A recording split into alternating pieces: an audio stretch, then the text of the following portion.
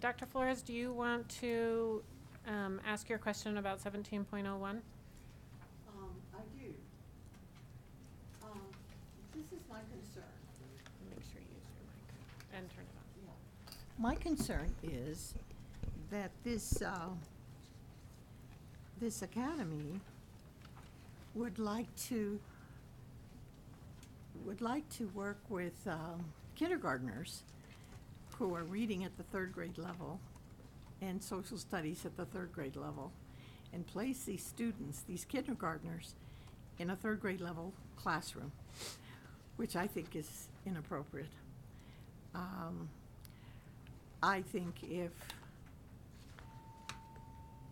I think that the teacher could handle doing the reading at that third grade level. The kindergarten teacher, if that student is reading at that level. But I think kindergarten is more about they call themselves creative and advanced. Yeah. So you don't want to take the creativity away from the teacher at that third grade, in kindergarten, to be able to teach that student at the level that he needs to be taught. And take away play. I think it would be taking him away from, the setting. Yeah. And placing him or her in a different setting, which is third grade, with third grade kids and such. And I think you could be advanced and more creative in the classroom and allowing the child to be, I think maturity level and psychological level of the child, to be a kindergartner. Yeah. And that's what I'm proposing, is that the child should be with his own age group and that the teacher can work with that child. I don't know why it's funny. I was looking at the dogs, excuse me. Puppy Okay. dogs. I'm hoping you nothing- weren't laughing at, I was not laughing at you. at all. okay, at what I'm saying. I'm not laughing at Because what I you're saying. think, I think I'm correct in my assessment, that you would want a child to be in a setting with other children, his own age group, and Yeah. that a teacher could teach to that and bring in, that's what all teachers do.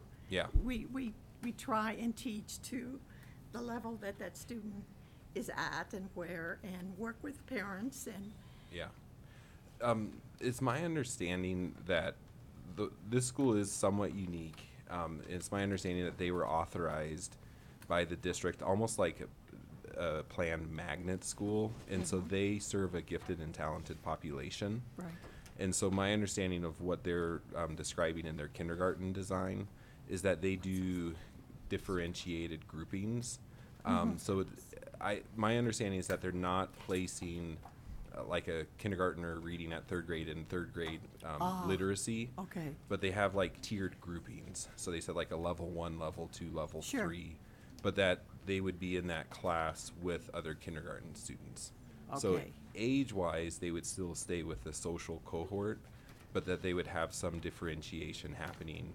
okay, I get it. Yeah. Okay, then I guess that's fine if it's okay with the parents and it's okay with the district. Okay. So I'm fine on that, with that. So what did I do with that? 1705, you said? No, That was 1701. Yeah, I know, that was 1701. You just did 17. Okay, Uh-huh. can do I you wanna make a do- motion? Oh, sure. We lost those motions. Okay, I would like to, that 1701, approve the charter school waiver request for Colorado Springs D11 on behalf of Academy for Advanced and Creative Learners. That's a proper motion. Do I have a second? Thank you. Anyone opposed? Motion passes. Thank you. Great, thank you. Would you like to ask your question on 1705? On 1705, okay. On 1705, I'm concerned about the El Paso School District and Liberty Tree, is it Liberty Tree Academy? That they would like to have their own readiness assessment And they ask for that, but yet we don't have any proof. Nothing is shown to us that suggests that they have an alternative assessment. I mean, they talk about it, they ask for it, Yeah. but I don't see an alternative assessment. So in previous decisions that we've made on public schools, I mean, on regular district schools and charter schools, we have not approved this. If we do not see or have somebody come and explain, but usually we have the instrument, and in this case, it is not an approved state assessment. And so we have not approved this before when the instrument that they will use has not been analyzed. So I mean, Okay. Yeah, so when we did a review, and we have worked with schools more to review what the statute is, and so you're starting to see some language that is affirming that their commitment to particular elements of the statute. And so both of these schools, what they said is that they will use a valid and reliable instrument to assess, to perform their school readiness assessment. And then the level of detail that's provided may vary. But elements that we look for in their replacement plan is that they will use a valid instrument, that they'll administer the assessment within the first 60 days, that they'll use the assessment to develop individualized plans for students, that they will not use the data to make retention decisions, and that they'll report the data. And so because we saw those elements in the replacement plan, we felt that they understood their obligations with the flexibility that they would have. so have we made that decision before? I thought the Yes. last one was with. Yes. There were some Unfortunately. that would definitely, like, oftentimes you'll see a description of their curricular approach and some of the different domains, but usually what we would be looking for is we will be using a valid instrument.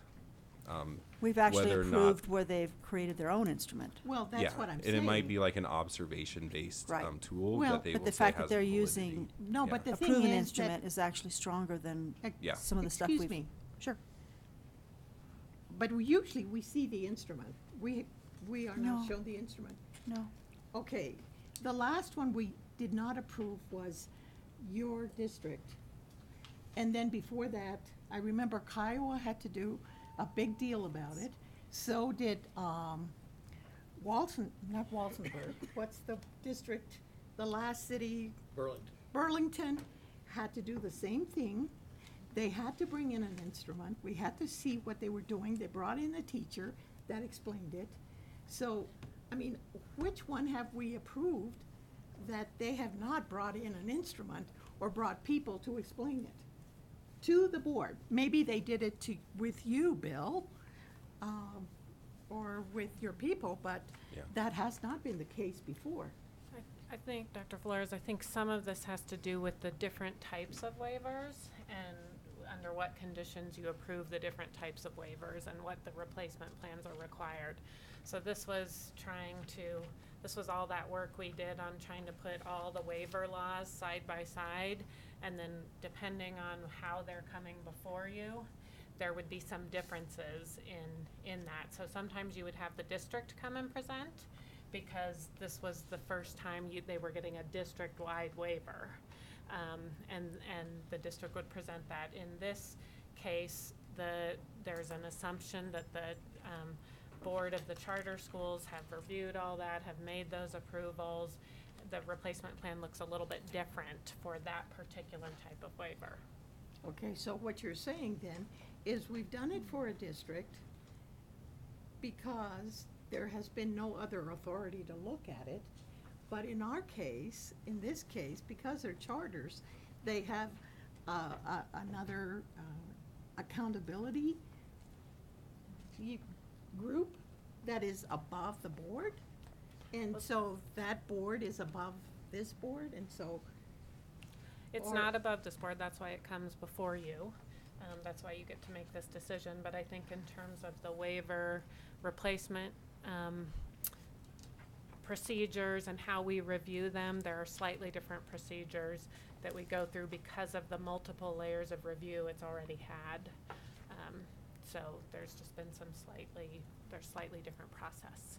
But it's still coming before you for the decision. Well. Would you like somebody else to make the motion? Do you have some more questions? I'd like to think about it because, I don't know, it just seems to me as if they're not using a state-approved one, then they have, it's upon them to prove to the board that they've gone through, that they have an instrument that kind of works. I don't know, I think that if we approve this, then we're gonna have everybody approving it. I mean, everybody, all other charter schools are going to come before us and not go through the rigor that a school district has gone through. And I'll say it that the district approvals preceded me, or the reviews. My understanding is that there was a different level of criteria that were used on the district reviews, and I think where Katie had mentioned that because charter schools are reviewed at the district level and they come back, so I believe the district waivers are for a longer period of time, and so there's this element where because charter reviews come to the board more frequently, the standard was a little more, we're looking for how they meet the intent of the law. So that's what we look for in our reviews. Okay, and so the Yeah. department has done that, and they're okay, and then we should just approve them. Well, it's always at the board discretion. Do you want to make, Mr. Durham? Thank you, Board Madam Member Chair. Durham? I'll move 17.05, Charter Waiver Request, El Paso County School District 49, on behalf of the Liberty Tree Academy. It's a proper motion. Do I have a second? Thank you, Board Member Shevel. Anyone opposed? Or do you want a roll call? No, Oh, yeah, let's have a roll call. Roll call, please. Board Member Durham. Yes. Board Member Flores. No. Board Member Goff. Yes. Board Member McClellan. Yes. Board Member Rankin. Yes. Board Member Shuffle. Yes. Board Member Schroeder. Yes. Thank you. That passes 6-1.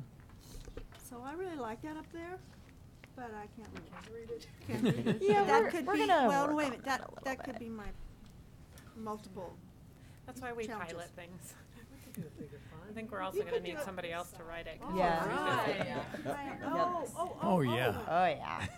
And Oh, you yeah. also place the Thank motion you. there before it even, Good Well, work. that's just the Thank you. name of the agenda item, and then I was trying to expedite and put I move to, so I could copy it and Thank paste you. it later, but. Can you Good. pop 6 up there We'll now work through also? this. 1706. Pretty please. well, I learned Okay. something new. Biz?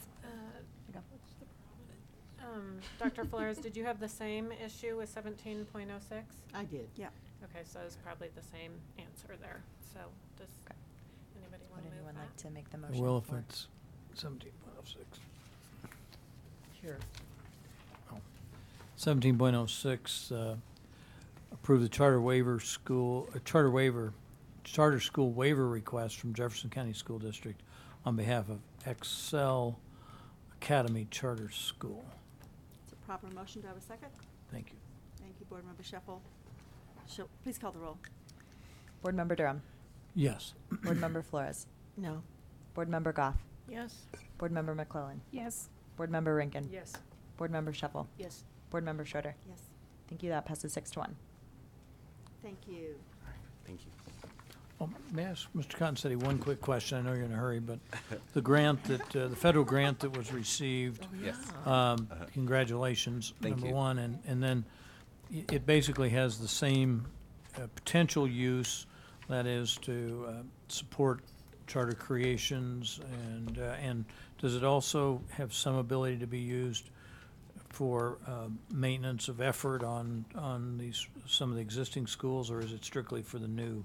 So new it's for applications? new schools, what we call one-time significant expansions. Okay. Generally, that means that a school is either growing by greater than 50%, or they're adding a level, like a middle school or a high school, Okay. or replications of an existing model in a new location. That would typically, I mean, we would view that as a new school. Thank you. So Yeah. that does not address then your budget request? We still need the for- budget request. Correct. Yeah, the activities we identify in the grant are to carry out the federal activities. Okay. Yeah. So our effort to maintain services for charter and innovation schools is still a request? Yes. And- Okay, I thought maybe we'd, yes. Oh, I'm sorry. Board Member No, Flores? please, you were talking. Go I'm ahead. sorry. I'm finished. How much was it? It was $55 million. And so this is a longer period, so this is over 5 years. And it's based on our projections of where we see anticipated growth. So it's funded, on the number of wards provided to schools. So about $10 million a year. Yeah. Yeah. Congratulations. Thank you. Thank you for your support. You're welcome. Yeah. I have another question about waivers for charter schools. They come to us for waivers from state mandates, but what are the requirements when a charter school wants a waiver from a district? Do they also have to have a replacement plan? Yeah, well, I would say it was going to be more defined at the district level. So districts have different approaches to how they grant waivers to their schools. So it might depend on the policy. Some districts they'll comb through and they'll say, these policies we just say automatically don't apply to charter schools. These ones, we are willing to grant flexibility, but we want to understand what you're going to do in lieu of that policy. And Replacement? so it'll Yep. vary by district. Okay. Yeah. And they do have the right to do that? Yes, they would require that in their Or application. I mean, is there something in the legislation that gives district that Authority, yeah. authority? Yeah. Yeah. And I'd like to discuss that further with you. Okay. So that I can be more cognizant of what happened. Yeah, I will be available. Thank you. Yeah, you're Thank you, welcome. All Mr. right, are we at Cockassetty. 19? Yes, thank you. Thank you, Mr. Concetti. We're at 18.02 is your next item. Oh, yeah. Okay.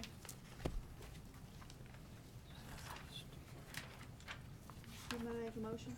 Board Member McClellan?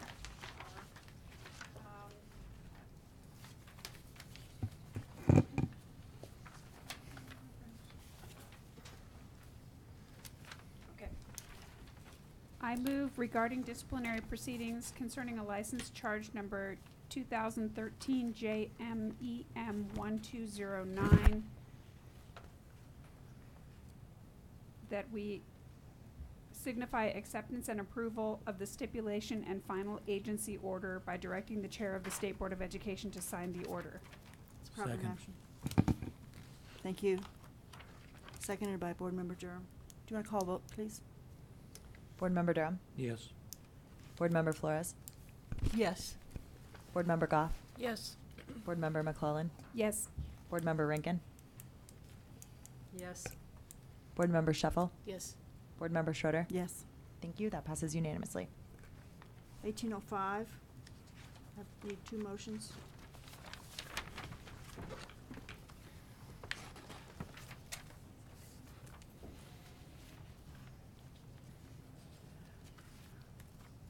Somebody want to make a motion?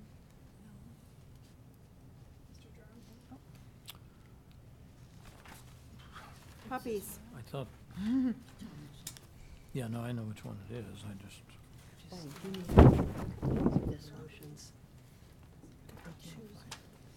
No, they're two different pieces.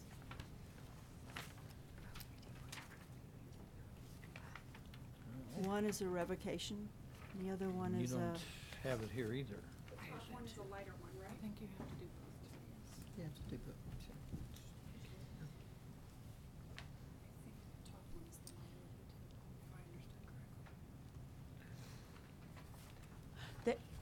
I think they're We need two to- different issues, I Yeah. two different think. issues, Yeah. that's Two correct. We different need issues. both. I know. So first we need to go talk about the Authorization. authorization. revocation of his current authorization. Okay, I'll be happy to make the motion, but with the caveat I intend to vote no. Regarding disciplinary proceeding concerning an authorization charge number 2018 EY RJ 151, direct the department staff and the State Attorney General's office to prepare documents necessary for a formal hearing for the revocation of the holder's authorization pursuant to 22-60.5-108 CRS. It's a proper motion. Do I have a second? Second. Thank you. I'm gonna call the roll, please. Board Member Durham. No. Board Member Flores. No. Board Member Goff. No. Board Member McClellan. No. Board Member Rankin. No. Board Member Shuffle. No. Board Member Schroeder. Yes.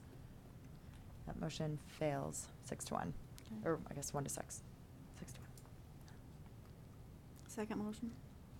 Also, we'll make this motion with the intent to vote no regarding disciplinary proceeding concerning an application charge number 2018 EY JR 151. Direct the chair of the State Board of Education to sign the denial order concerning the applicant's Colorado substitute authorization application. Have a second? I second it, and I too will say no on that. I'll call the roll. Board Member Durham. No. Sorry. Board Member Flores. No. Board Member Goff. No. Board Member McClellan. No. Board Member Rankin. No. Board Member Shuffle. No. Board Member Schroeder. Yes. Thank you, that fails. 1-6. It's 6-1. fine. Okay. 1807, please. Single motion. Regarding disciplinary proceedings concerning an application, charge number 2018 EYDK 373, direct the chair of the State Board of Education to sign the denial order concerning the applicant's Colorado license application. It's a proper motion. Do I have a second? Thank you. Would you call the roll, please? Board Member Durham. No. Board Member Flores. No. Board Member Goff. No.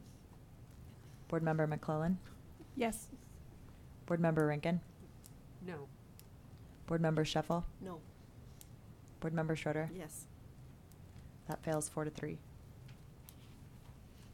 it was 5-2. It's 5-2. It's 5 to Didn't I 2. get, oh, Yeah. you're right, sorry, my apologies. 5-2.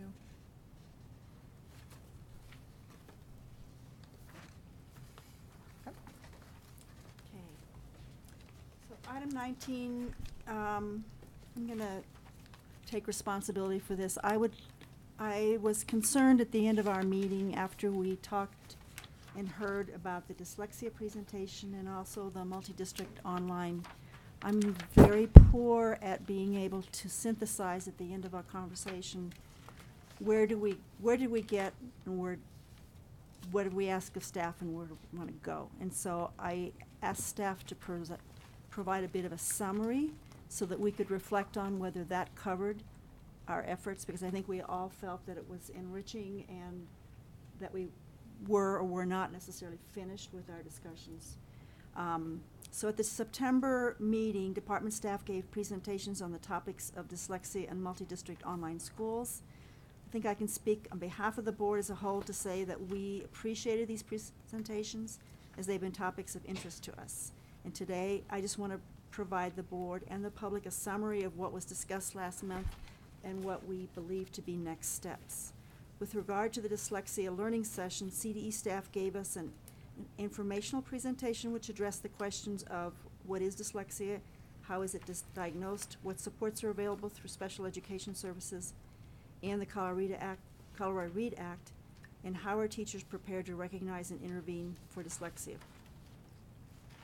The presentation was a great start for this topic, and we expressed interest to continue to support to support our teachers working with these students. We've requested the following action: to review the policy and practices from other states related to dyslexia. I'm real hesitant to have us start looking at legislation until we have an understanding of what's out there in the world. Develop guidance for districts on identification of dyslexia within existing policies and practices related to special education and the READ Act. And then also to request the Colorado Special Education Advisory Committee provide advice to the state board regarding better identification and support for students with dyslexia, which we sort of brought up a little bit this morning. I realize that staff is going to need some time to dig into these requests of ours. However, I wanted the public to know that we are taking this seriously and are looking into ways to provide kids with dyslexia the proper education they deserve. Regarding the topic of multi-district online school, staff's informational presentation included a review of the school performance data for current schools, review of questions in state certification application, possible revisions for the upcoming cycle, identification of school and districts they serve, and review of financial information reported to state and corresponding policies related to financial data reporting. We have requested the following action: to modify the application to improve readability for the board, to review how well are the district's school intended providers doing in terms of student achievement, what assessments are they using, and the number of students successfully completing their program.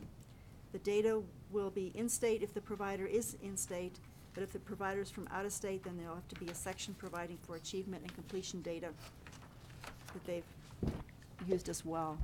Clarity on how the school will meet graduation guidelines and how it aligns to the district graduation guidelines. And when working with a provider, clarify how the money flows, how the resources are shared. For example, how much is retained by the district, how much goes to the provider, and what services are being provided by each. We would like some data privacy updates, and then a checklist of the various designations being sought, such as charter, AHEC, AEC, and P-TECH. So staff have been able to address other various questions the board members have had last month, such as the number and percentage of students in multi-district online schools that are in each of the performance categories, guidelines around PPOR and how that funding gets to students, and financial transparency oversight. And I know that staff is looking very carefully into making improvements on these applications, and we'll be able to see the direction, if our directions and staff suggestions help us improve the application process. If you remember, we declined some and we accepted some, and we want to make sure we kind of know in advance what information we want to have provided for us. Are there any additional items that you feel we've missed in this review of what we did and how far we got last time? Board Member Rankin? We have something new from a meeting. But I didn't see it. Tomorrow? I thought it was tomorrow. Okay, I just didn't see it on the agenda, so, sorry. Okay, so I just wanted to do a follow-up because I felt like we just said an awful lot of things. Someone asked me afterwards, well, what conclusions did you come to? Well, I remembered that we asked for certain things. We didn't ask for a timeline, and we are not asking for a timeline. Right. But as some of these questions are answered, we'd be grateful for the information. Either in the process of an agenda item or just information being sent to us. Did you have a comment? Not on that particular. Okay, let's just subject, finish, but- yeah, let's just finish this and then. Okay. please. If we have more questions. It's the we one can before. submit 'em. Yeah, if you have more questions, we can certainly submit them. It's the one before. I just want to say I really appreciated those who testified and gave us numbers, as in X number, like 1 in 5 students are impacted, or whatever the statistic was. If we have any sources that won't tie up our staff with, I don't want to create a giant homework assignment for them, but if we can kind of pin down some of those numbers so that we know where that data's coming from, or so that we can get reliable data, so that we know how to wrap our heads around Joyce's question earlier about what proportion of students are we talking about, so we know Mhm. kind of how to gauge Right. the scope of this problem in Colorado. That might be helpful. So, one of the, we received a number of emails prior to the last board meeting, and one of those emails included 2, I don't know if they're webinars or presentations or something, and they were things you listened to for a Yeah. good long hour. I thought they were really helpful for giving us some background information on both dyslexia and then just sort of the general reading Yeah. Mhm. issues. I guess, I mean, when we have statistical data, whatever staff generally does to vet that, to make sure it's reliable, Okay. whatever that vetting is. And As I maybe it's- recall, staff did not know, we have not been tracking some of those numbers statewide. Am I correct in that? I think that was the answer last Yeah. time, that we don't track some of those numbers. It might be don't something believe that, that national statistics would bear some light on, or maybe some other state has done a credible job of tracking it. And if it's too hard to do, I don't mean to create an undue burden for staff, but if there's an easier way to vet it, to make sure that what we're hearing is something we can kind of rely on, that might be helpful as we try to gauge the scope of it for our state. Okay, on that topic. Okay, go I ahead. did speak with an expert in Denver Public Schools on dyslexia who told me what was going on in the district, and that the district is training people on that curricula, I guess, and that many of these people who testified were being trained on. Well, And- is it just curricula, or is it also teaching strategies? Well, it is It's teaching teaching strategies. strategies, But yeah. it has a specific name, and I forgot the name. But I also wanted to say that, so Denver is already getting into, the training of special ed teachers in that area. I also wanted to add that the department could save some time if they went to one of the leading experts in the country in that area, who resides at the University of Houston. And in fact, 2 years ago, the department did invite, I can't remember his name, and he came here for, I think, a day of training.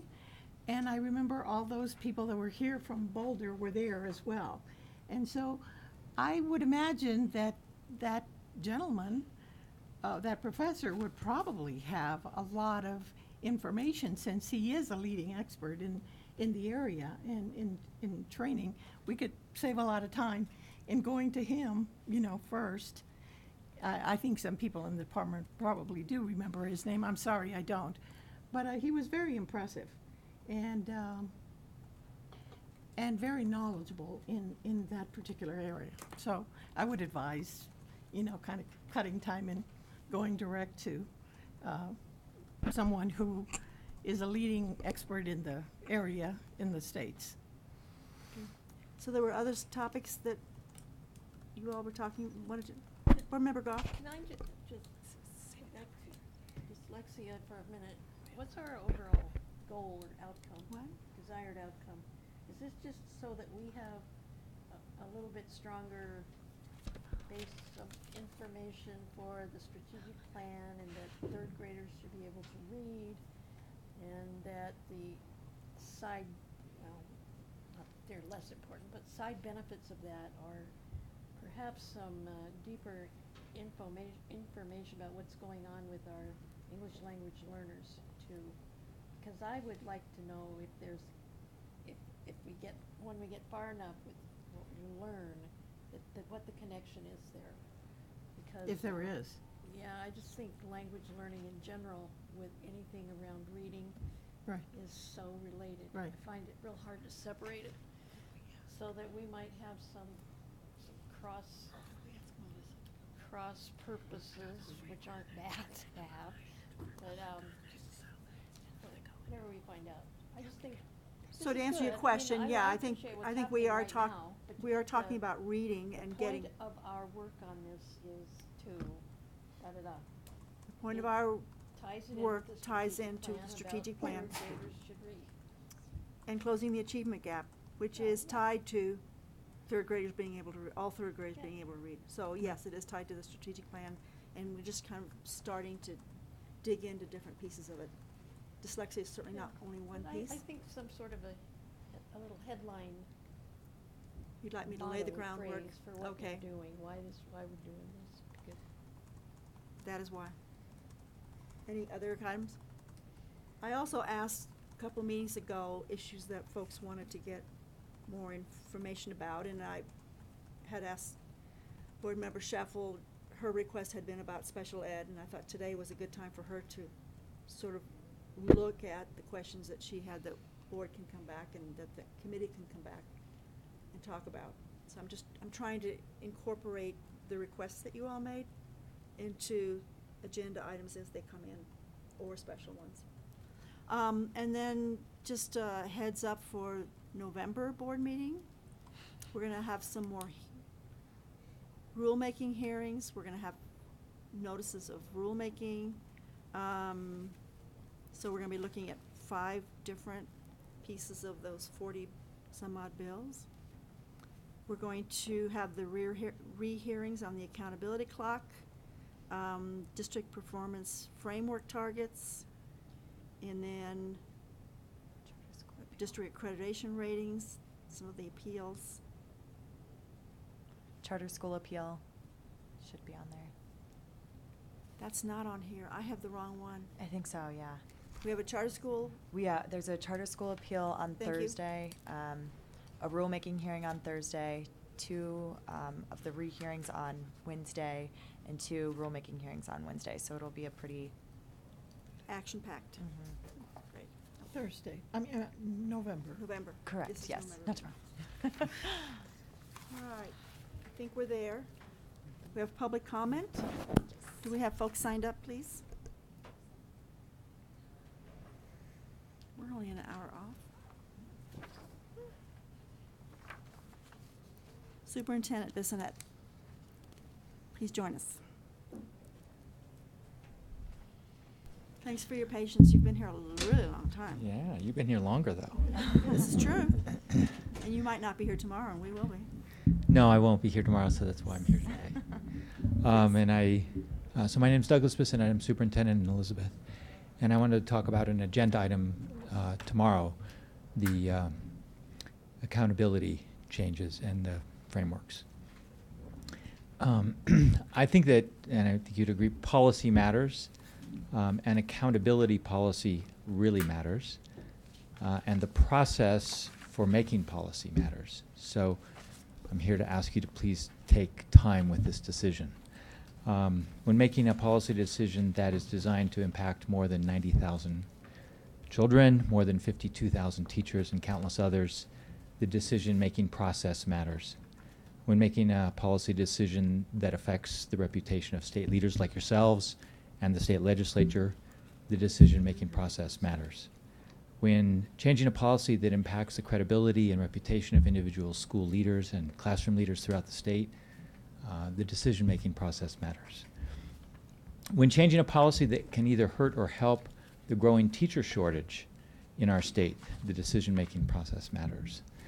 I'm here to ask you as a state board members to take advantage of your unique structure as a board, not as a legislative body, to thoughtfully and publicly consider as many views as possible, as much credible research as possible, and to take the necessary time to maximize the intended consequences and to minimize the unintended consequences.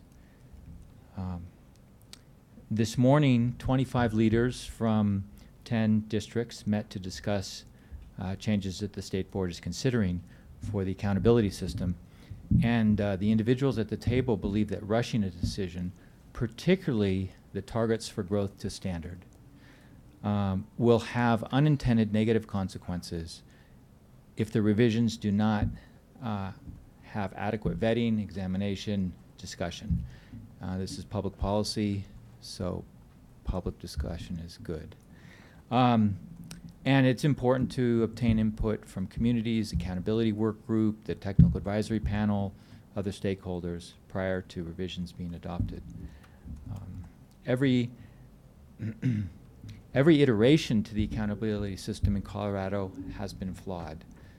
In 16 years as a superintendent, the system has been in constant change. Whatever happened to growth gaps? I remember when that was a big thing. I remember Ken Turner, Deputy Commissioner, traveling the state enthusiastically proclaiming how growth gaps were going to fix everything. The next iteration of the system will be flawed, and the one after that will be flawed. So I'm here to just ask the state to make sure that the changes to an already flawed system don't exacerbate the flaws, but improve the system. And to also consider the financial costs. There's training costs, there's communication costs, there's instructional practice change costs, there's data collection costs. Lack of consistency in the accountability measures and targets, in my view, has diminished the credibility and defensibility of Colorado's accountability model in measuring effective schools. I can't tell you how many times I've gone out to the community and to our staff to explain the new system and why now this is the right way to measure everything. And every time we make substantive changes, it also has the risk of undermining our credibility, because it's like, let's just go to school.com, grades.com, and ABC and forget all this stuff. And I understand we want to get it just right. My son, I have a senior in high school. The ratings in the system has changed almost every year that he's been in public school. And when the ratings change abruptly, especially when student performance has not, it undermines our teachers, our schools, and I believe our entire public education system. I'm not arguing against change. I'm just saying let's do it thoughtfully and maximize the intended consequences. So the other thing is that trend data, regardless of how flawed the system is really important, because you understand what the flaws are and you can see how students are moving over time. So I ask you to look closely at how trend data will be enhanced, not distorted, by the changes that you choose to make. Take the time to understand those intended consequences. So I appreciate your time, appreciate your work, and thank you. Thank you.